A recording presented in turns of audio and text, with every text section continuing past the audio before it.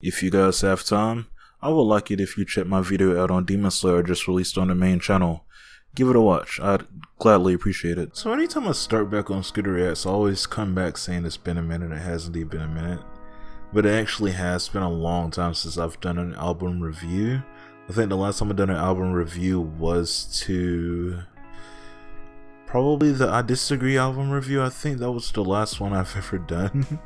It's the last one I really felt like super passionate about. So yeah, now we're in this mode. Trippie Redd. When it comes to Trippie Redd, I honestly haven't been the biggest fan of his last few projects. The last big Trippie Redd project I was into was Life's a Trip and A Love Letter to You 3, and that was way back in 2018. That was a long time ago from now. 3 years later, and he's released 3, technically 4 projects. I'm counting Neon Shark as his own thing. Exclamation mark, it was okay. Some of the love and sad songs that were on there I really did enjoy, and I put on my playlist. I think those were like the last big amount of love sad songs I put on my playlist.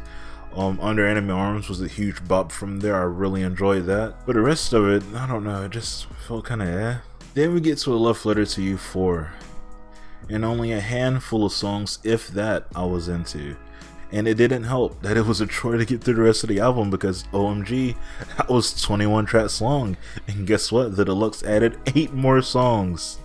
Yay, just what we need, more runtime. Yay, woohoo, yay. Then after that, we had Pegasus in 2020, the deluxe for Pegasus after that. And then another deluxe for Pegasus with the Neon Shark stuff added to it, which would end up being a total of like 40 something songs. Like, what's that? There's no right for that to be that many songs, and that's not even including on like Spotify or Apple or whatever it was. They added like spooky versions, or like, you know, the lyric videos were added on there as well, and it was just too much. It was too long. Oh my god. It was Chris Brown levels of long. I think I made it to like We on Pegasus, and then I stopped the normal Pegasus thing. I could not get through any more of that. When it comes to Neon Shark, I thought Neon Shark was interesting. I don't think it was sat on long enough for it to be as good as it could have been.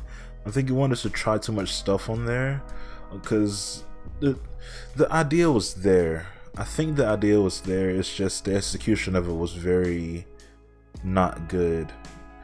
I think if he would have worked on it a bit more, and if he tries it again, Trippie, if you try it again, focus more on like the Deftone style that you were doing in there. I think that style kind of works. Yeah, I think that's the style that works for you best. So focus on that one probably. And that leads us to today with this long-awaited release of his brand new album, Trip at Night, which is supposed to be like a sequel of sorts to Life's a Trip. But I personally feel like it was changed a lot since the success of Mr. Age. But that's just my opinion.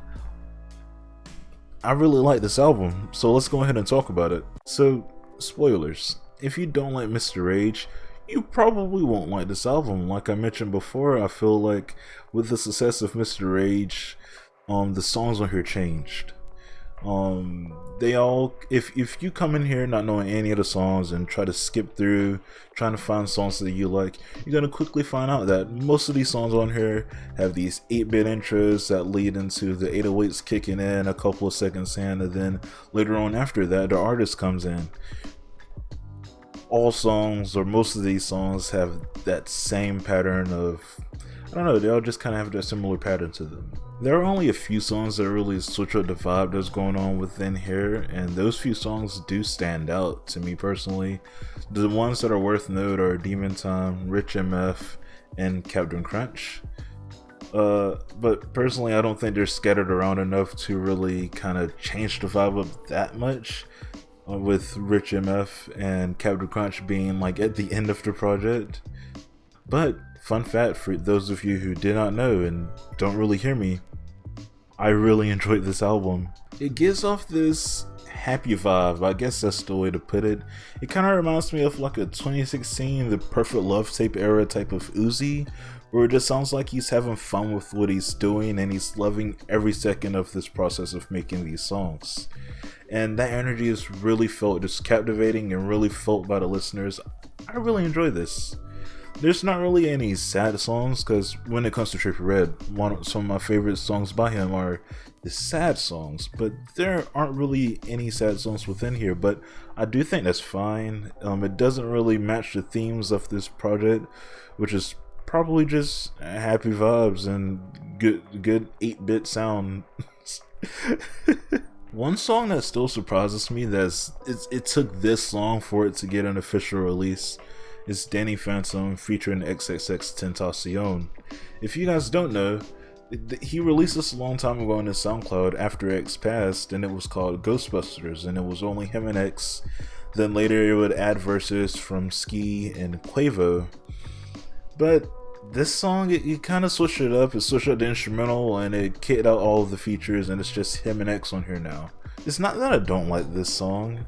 Like, I like the original version better, but I don't think this is a bad song. Maybe it's because I've listened to it a good few times now and it's grown on to me, but I don't think this is a bad song. I just have a preference for the older song because that old hard 808 like SoundCloud 2016 type of stuff is really what I really love and have fun with. But that doesn't take anything away from this song. But it does make me wonder if the Juice WRLD song that's on here as well, if a similar thing was done to that. That does make me wonder about that as well. I'd be interested to know if Trippie would like to tell me what, you know, let me know, dog. You heard me mentioning Uzi before, so I'm going to go ahead and mention him again with Trippie's song New Money, which sounds eerily similar flow-wise and kind of the vibe to Uzi's old song Erase Your Socials that was on the Perfect Love tape, I think. I'm not saying it's a bad thing for this song to sound like it. I'm not saying Trippie's biting off of Uzi or anything. I'm just saying that there are similarities there. That's all I'm trying to say, is you can hear the similarities between those two. I'm not going to be sitting up here and giving full track synopses over everything, but I do think there's one more track worth noting. Who told Trippie that it was okay for him to make a full song with just Dragon Ball Z references? It's so weird. It's so weird. Like, it's fine, I guess. The references are pretty simple for people who maybe have only watched a couple of episodes to get, and Dragon Ball Z is the most mainstream anime of all time, so I'm pretty sure everybody at least would get the references because they have heard them countless of times before. But like, the hook, what's with the hook? They don't understand it, Planet Namek, like I'm Goku? Like, okay, like Goku's been in Planet Namek once, like just once. I mean, that was like, I guess one of the high points, like him turning Super Saiyan for the first time, but like, I don't think Planet Namek and Goku really go together like that. I don't know. And I know he watches anime, but I didn't know he like watches anime. It's enough to name a song after Baki. I thought Baki was kind of low-key, honestly. Like, I know Netflix got it and stuff at this point, but I still thought Baki was kind of low-key. Overall, I don't think I've stressed this enough. This is the best project that Trippie Redd has put out in literal years. An easily digestible 17-track project because I bought the project before the Drake feature came out. This is exactly what Trippie Redd's career needed. Just a project full of bangers. I don't think it would get him to any higher statuses or anything, but music-wise, it put him back in the right direction of making timeless music, like he used to say coming up. It makes me excited to see what he's gonna do next, because after Neon Shark, I was starting to lose hope for me enjoying any more Trippie Redd songs. I don't think I even liked Mr. Age at first, but I'm definitely glad it grew on to me, because if it didn't, I would not have liked this project either, and I probably would have stopped trying to listen to Trippie Redd as a whole. If you are listening to this and are wondering if you should check out Trippie Redd's new project, yeah, give it a listen. I enjoyed the project for what it was, and you might as well. I want to see Trippie Redd experiment more, but also hone in on certain styles that complement you. Don't just do stuff that you're a fan of and you like because certain stuff don't work. Do stuff that complements your voice and, you know, works with it and flows together in the song nicely.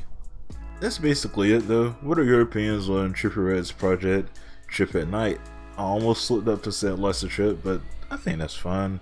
This was originally supposed to be a sequel to Lesser Trip, so do you think this holds up as a sequel to Lesser Trip, or do you think this is now on its own tier? I'm pretty sure this is on its own tier at this point. It probably should have just been called Rage, because this definitely just felt like Mr. Rage 1, 2, 3, 4 all the way to 17 basically speaking. But it's fine. It works for this project. This is really just a good project overall.